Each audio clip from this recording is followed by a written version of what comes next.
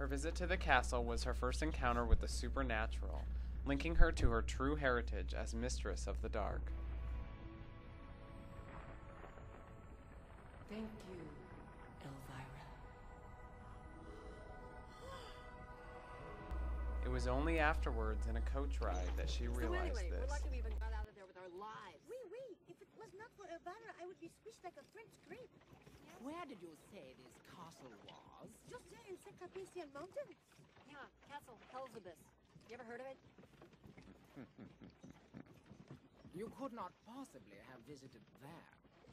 Hello? I think I know where I just spent the worst weekend of my whole life. Castle Elzebus was destroyed 100 years ago. Afterward, Elvira was not seen again for over 100 years. Some say she started her gig in Paris, but no one really knows for sure. She wasn't spotted again until 1981 when she starred as a horror hostess on a television show called Movie Macabre. Hello, darling. Elvira, Mistress of the Dark here, with a little reminder that Movie Macabre comes your way on Saturday nights at 8, Sunday at 4. I'd love you to spend the weekend with me. Movie Macabre. It's a scream.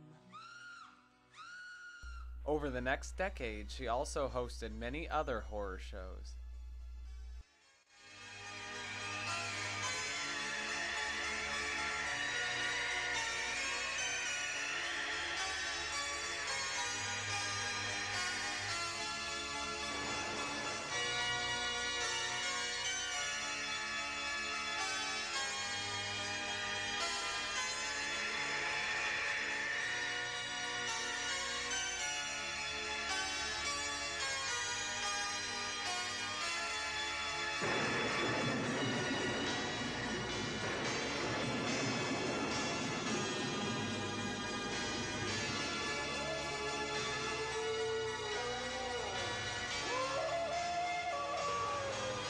Hello, darling. It's me, Elvira, Mistress of the Dark, the Vamp of Camp, bringing you the best of the worst.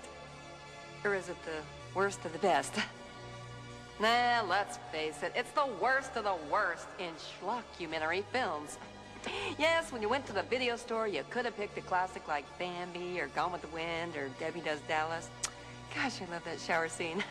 But no, you choose Night of the Ghouls. I tell you, the only reason I'd watch this film is if I swallowed poison and needed to induce vomiting. Or if they paid me. Which they did. Oh, by the way, if I look a little fuzzy, you need to get your heads cleaned. No, not that head. The other head.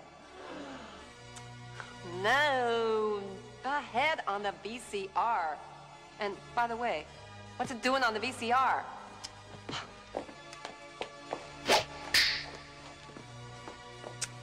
You know, you could go blind, sitting that close to the TV. Well, now that you're headed in the right direction, let me tell you about the movie.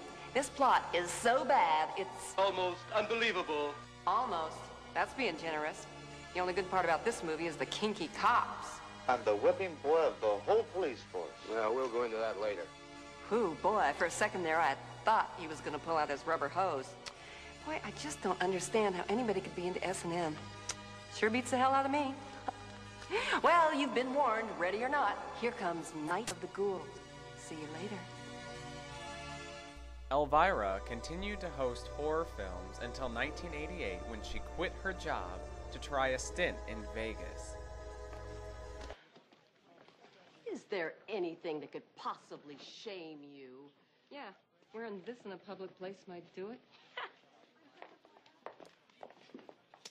Get it, girlfriend. You got the news and counting? Elvira. Not now, Rudy. Wait a sec. See that guy over there? What, the lard bucket and a 10-gallon hat? Yes, that's the station you own it. From the edge of the sea to the end of the valley. You what? Shut up! This guy is $1 million, okay? Mr. Hooter.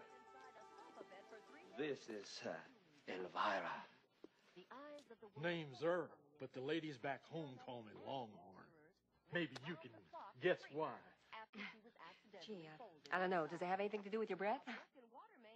Why don't we let this little filly get herself gussied up? The sooner I get in the saddle, the better.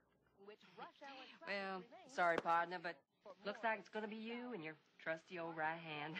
Sounds like you're looking to get yourself fired, little lady. Go ahead and fire me. I need this job like a leper needs a three-way mirror. It just so happens I have an act opening up in Las Vegas. Well, terrific.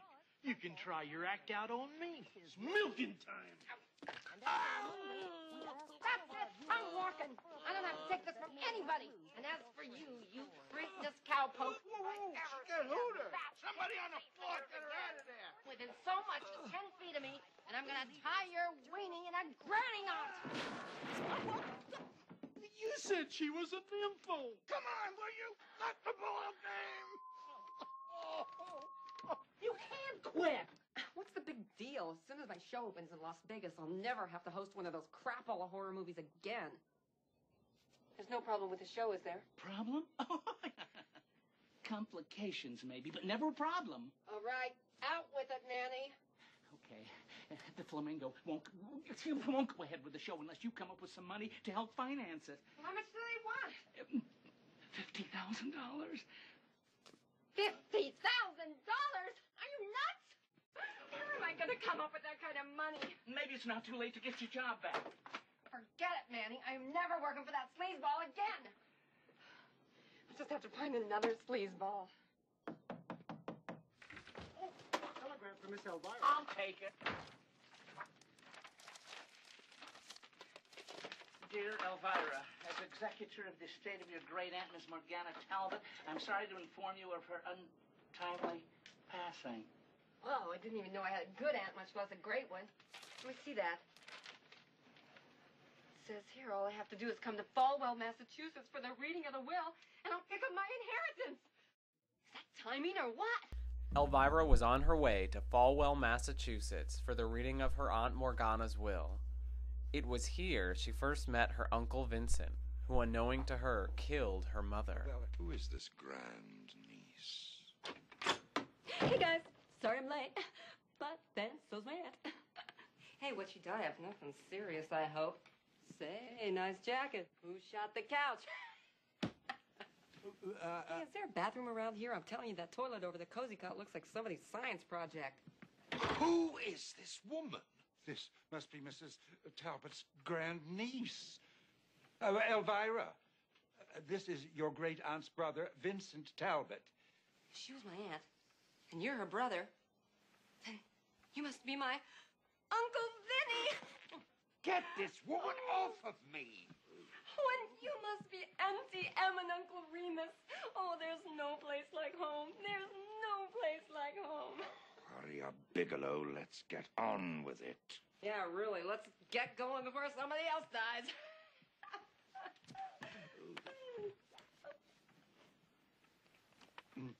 Vincent wanted Elvira's birthright as master of the dark. Buzz off, creep. I'm not in the mood. Oh, it's you, Uncle Vinny. Yes. Uncle Vinny, I must apologize for my behavior in the office. It's just that your appearance was a bit of a shock to me. It's okay. My appearance is kind of a shock to everybody. Yes, well, as you may have surmised, my sister and I, well, let's just say we had our differences. Yeah, I guess. You really got shafted. Look, I'll tell you what, Uncle Vinny. I'll share my inheritance with you. You can have the dog. No, thank you. But I would be interested in acquiring that recipe book. You know, for sentimental reasons. I'd be willing to pay you, say, $50. Hey, sure, I'll do it for $50. Oh. Vinny, you got yourself a cookbook. That lawyer guy's taking me over to the house, so you can pick it up there later. Fine. I'll see you there. Oh, don't forget to bring the cash. But as soon as Elvira discovered her true powers, he knew the only way this would happen was with her death. It was this malicious act that led to his demise.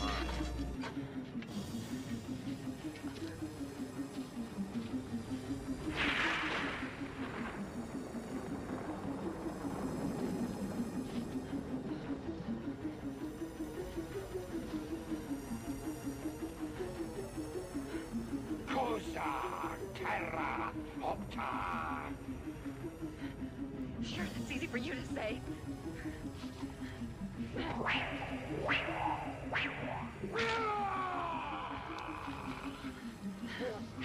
After her uncle's death, Elvira was finally able to start her show in Vegas.